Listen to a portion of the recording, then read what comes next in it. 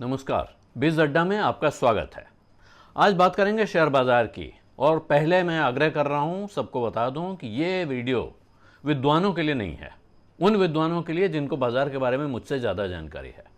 जो लोग कुछ सीखना चाहते हैं, समझना चाहते हैं, जानना चाहते हैं, ओपन माइंड वाले लोग हैं, वो इस बात को आगे सुने। और बाकी से अभी नमस्ते। पूरी दुनिया में इतनी तबाही मची हुई है, देश का ऐसा बुरा हाल है, फिर शेयर बाजार गिरता क्यों नहीं है? मार्च 2020 में एक दिन की भारी गिरावट के बाद से यह सवाल लगातार पूछा जा रहा है। और बाजार है कि लगातार सवाल पूछने वालों को, हमारे जैसे लोगों को मुंह चिढ़ा रहा है। सेंसेक्स और निफ्टी तब से अब तक डबल हो चुके हैं, गिरने की बात तो छोड़ दीजिए। पिछले 21 साल में यानी 2000 के बाद से विदेशी संस्थान यानी एफपीआई, फॉरेन पोर्टफोलियो इन्वेस्टर, लगातार भारत के बाजारों में बड़ा पैसा डालते रहे हैं हर साल। बीच में एक आध कोई साल अपवाद हो सकते हैं। और दूसरी एक बड़ी कैटेगरी है इसी बाजार में पैसा डालने वालों की, वो हैं भारत के म्यूचुअल फंड, जिनको आपने डीआईआई नाम भी सुना होगा, डोमेस्टिक इंस्टीट्यूशनल इन्वेस्टर कहा जाता है। इनमें एलआईसी भी शामिल होता है और बाकी म्यूचुअल फंड्स भी शामिल होते हैं। म्यूचुअल फंड्स का हिस्सा धीरे धीरे बढ़ता गया है। तो 2014 के बाद से म्यूचुअल फंड्स ने भी इसी तरह बहुत जमकर पैसा लगाया है। जाहिर है दूसरे लोग म्यूचुअल फंड में पैसा डाल रहे थे, इसीलिए उनके पास पैसा था कि वो बाजार में लगाएं। इनका जिक्र क्यों कर रहा हूं मैं?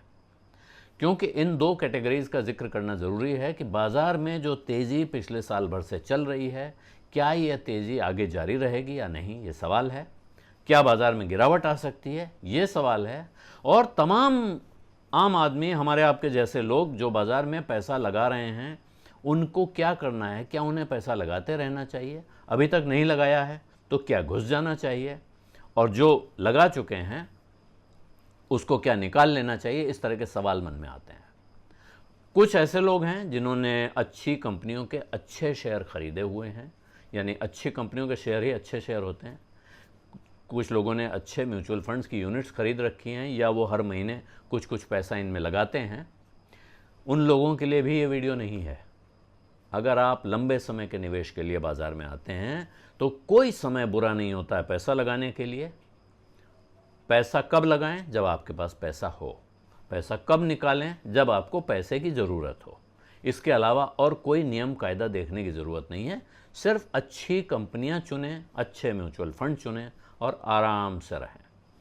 लेकिन पिछले 2 महीनों से ये जो 2 कैटेगरीज मैंने आपको बताई, एफपीआई, फॉरेन पोर्टफोलियो इन्वेस्टर, और भारत के म्यूचुअल फंड, ये दोनों ठंडे पड़े हुए हैं। एफपीआईज ने अप्रैल और मई के बीच भारत के बाजारों से करीब 18,000 करोड़ रुपए निकाले, यानी इतने के शेयर बेचे हैं और पैसा निकाल के ले गए हैं। यूं वो खरीदते हैं, कुछ बेचते हैं, लेकिन जो नेट आउटफ्लो है, नेट जो होता है, अगर मान लीजिए 100 का खरीदा, 50 का बेचा, तो माना जाएगा कि 50 रुपए की नेट खरीद की। अगर 100 का बेचा, 50 का खरीदा, तो माना जाएगा 50 रुपए की नेट बिक्री की। तो 18,000 करोड़ की नेट बिक्री पिछले 2 महीनों में, अप्रैल और मई में हुई है। इसका मतलब है कि चालू वित्त वर्ष में, यानी मार्च के बाद से उनका रुख बदला हुआ है। और अब क्यों बदला हुआ है? उनकी नज़र अब ऐसे देशों पर है जिन्होंने कोरोना महामारी से निपटने में भारत से बेहतर काम किया है। यानी वहाँ बीमारी से मुकाबला बेहतर तरीके से हुआ है, वैक्सीनेशन का काम जैसे जैसे देश हैं उसके हिसाब से बेहतर चल रहा है। इसका अर्थ है कि वहाँ इकॉनमी के पटरी पर लौटने की, इकॉनमी में सुधार होने की उम्मीद तेज़ हो रही है। म्यूचुअल फंड्स दूसरी कैटेगरी, उनकी एक अलग परेशानी है। फरवरी के महीने तक वो लगातार इस बात से परेशान रहे कि निवेशक उनके यहाँ से पैसा निकाल रहे थे। बहुत से लोगों को पैसे की ज़रूरत पड़ी, उन्होंने अपनी म्यूचुअल फंड यूनिट बेच दी। हालांकि अप्रैल के महीने में उन्होंने, आप इन 2 महीनों की बात हम क्योंकि कर रहे हैं, अप्रैल और मई की, तो अप्रैल में म्यूचुअल फंड्स ने भारत के बाजार में करीब 5,500 करोड़ रुपए की खरीदारी की। लेकिन मई में अभी तक म्यूचुअल फंड्स ने भी करीब 484 करोड़ रुपए बाजार से निकाले हैं।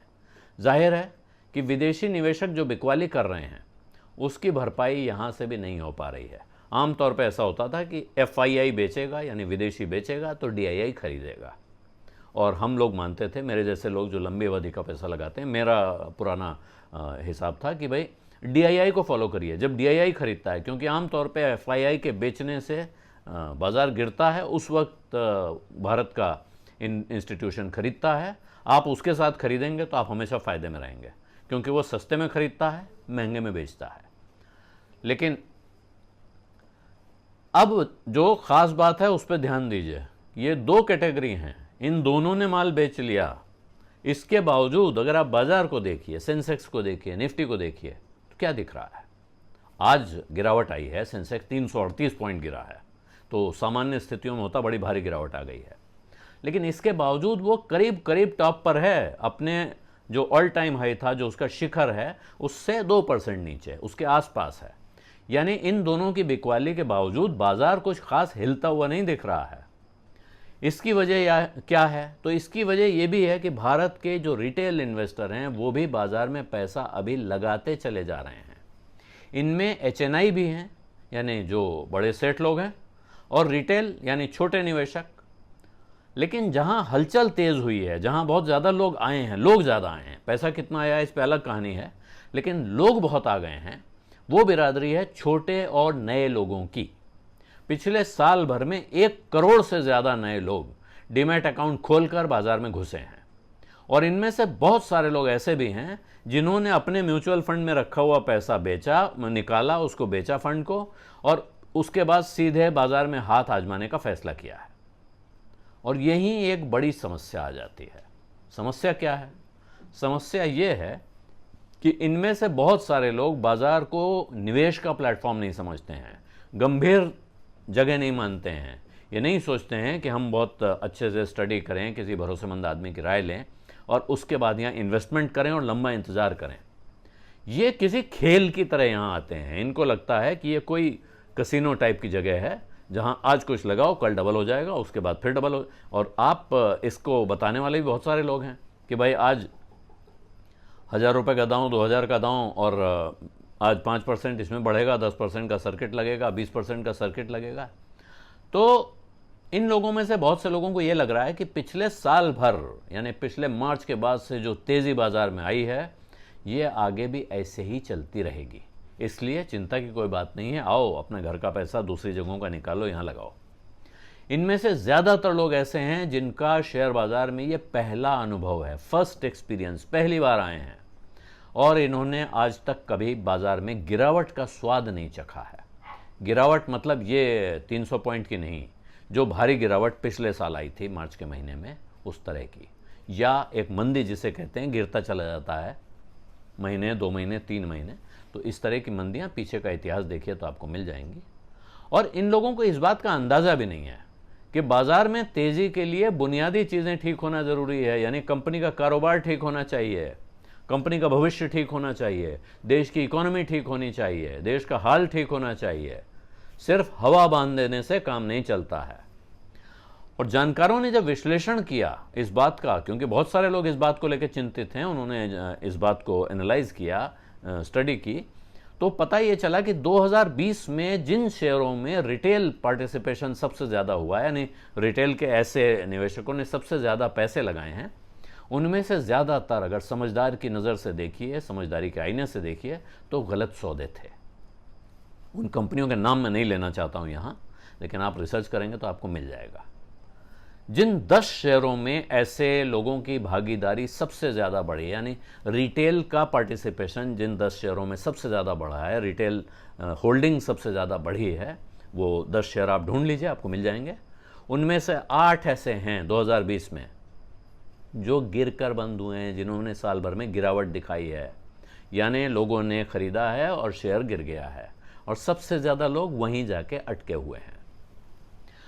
अब सवाल यह है कि ऐसे लोग अभी भी अगर हौसला दिखाते रहेंगे और पैसा लगाते रहेंगे, तो क्या इनके पैसे से, इनके हौसले से बाज़ार में तेज़ी बनी रहेगी? ये बहुत मुश्किल है। मुश्किल क्यों है? क्योंकि इतनी ज़बरदस्त बढ़ोतरी, मैंने आपको बताया 1 करोड़ से ज़्यादा लोग आ गए हैं, इतना पैसा लगा रहे हैं। इसके बावजूद जब देश भर की कंपनियों की जो टोटल कैपिटलाइजेशन है या कुल पूंजी है, उसमें हिसाब लगाएं कि इनकी हिस्सेदारी कितनी है, तो ये जो रिटेल पार्टिसिपेंट कहलाते हैं, रिटेल शेयर होल्डर, छोटा रिटेल शेयर होल्डर, एचएनआई यानी हाई नेटवर्थ नहीं, हाई नेटवर्थ वो है जिसने 1 लाख रुपए से ज़्यादा लगाया। 1 लाख कोई बड़ी रकम नहीं है आज की तारीख में, लेकिन 1 लाख से ऊपर वाले को HNI माना जाता है। उसके नीचे वाले हैं रिटेल यानी छोटा इन्वेस्टर। इन लोगों की रकम जो थी बाजार भर में कुल हिस्सेदारी 6%, 2020 में 6% थी, बढ़ के 7% हो गई है। 1% की बढ़ोतरी इन लोगों ने कर ली है, लेकिन फिर भी आप देखिए तो ये 7% है टोटल का, यानी बाजार को तेजी से ऊपर ले जाने में इनकी भूमिका अभी नहीं हो सकती है। लेकिन हमको दिख रहा है, बाजार की नज़र से देखें तो भाई 1 लाख रुपए से कम पैसा लगाया, कोई बड़ी रकम नहीं लगाई है। लेकिन जिसने लगाया है उसकी अपनी ज़िंदगी में वो 50,000 रुपये, 25,000 रुपये, 10,000 रुपये, 20,000 रुपये शायद एक बड़ी रकम हो सकती है। उनकी ज़िंदगी में इसका महत्व हो सकता है। तो ये साफ हो गया कि इनके पास इतनी रकम नहीं है कि सिर्फ इनके दम पर बाजार में तेज़ी बनी रह सके। ये और बात है कि और बहुत सारे लोग आ जाएं, इससे ज़्यादा पैसा लगाने लगें, रिटेल इन्वेस्टर का पार्टिसिपेशन 7 से बढ़ के 14, 15, 16% हो जाए, तो फिर जाहिर है बढ़ेगा, तेज़ी माहौल बदलेगा। लेकिन इनके अपने लिए ये बड़ा जोखिम है। अगर वो पैसा लगा रहे हैं, बिना सोचे समझे लगा रहे हैं, जुआ खेलने के अंदाज में लगा रहे हैं, तो जुआ खेलने वालों के लिए मैंने कई बार कहा है कि भाई अपने टोटल पैसे में से थोड़े बहुत पैसे का आप जुआ खेल रहे हैं, रिस्क समझते हैं तो कोई बात नहीं है। लेकिन इनमें से बहुत सारे लोग मार्जिन फंडिंग करके यानी उधार लेकर ट्रेडिंग कर रहे हैं। ब्रोकरों के यहाँ ऐसे स्कीमें आप देख रहे होंगे कि आपको लोन भी मिल जाएगा ट्रेडिंग करने के लिए, आप इन्वेस्टमेंट कर लीजिए। तो ये अगर आपने 5-10 हज़ार लगाया है, इस चक्कर में 50-60 हज़ार की पोजीशन ले ली है, अगर बाजार गिर गया तो घर से क्या बेच के देना पड़ेगा ये सोचिए। तो ये एक बड़ा खतरा है इन लोगों के सामने, इंडिविजुअल्स के सामने। तो अगर बीमारी से मुकाबले का काम बहुत नाटकीय तरीके से, ड्रामेटिक तरीके से तेज नहीं हुआ, यानी बहुत ज़बरदस्त तेजी नहीं लाई गई भारत में, देश के ज़्यादातर लोगों को टीका लगाने का इंतजाम नहीं किया गया, और विदेशी निवेशकों और घरेलू म्यूचुअल फंड यानी FPI और म्यूचुअल फंड दोनों की खरीदारी में तेज उछाल नहीं आता है, वापसी नहीं आती है, तो फिर बाजार इस वक्त खतरनाक रास्ते पर चल रहा है। और ये खतरा उन लोगों को पक्के तौर पर महसूस करना चाहिए जो अपने पैसे से नहीं, अपने पैसे के छोटे मोटे हिस्से से नहीं, अपने पैसे के ऊपर कर्जा लेकर 3-4 गुना 5 गुना कर्जा लेकर बाजार में पोजीशन बना रहे हैं, वो बहुत बुरे फंस सकते हैं। और यूं भी समझदार लोग काफ़ी समय से बात कह रहे हैं कि इस वक्त भारत का शेयर बाजार सिर्फ हवाई दावों, क्योंकि तमाम विश्लेषक हैं, एनालिस्ट हैं जो आपको रोज़ एक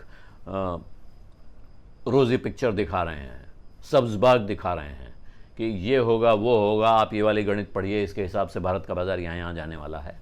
लेकिन विद्वानों का कहना है कि साहब ये बाज़ार सिर्फ हवाई दावों के भरोसे, उम्मीद के भरोसे और भगवान के भरोसे ही बढ़ रहा है। तो आप भगवान के भरोसे रहें, बहुत अच्छी बात है, लेकिन अपने पैसे को भगवान के भरोसे न छोड़ें, ये सलाह तो मैं आपको दे सकता हूँ। इसी के साथ मैं इजाज़त चाहता हूँ। धन्यवाद, नमस्कार।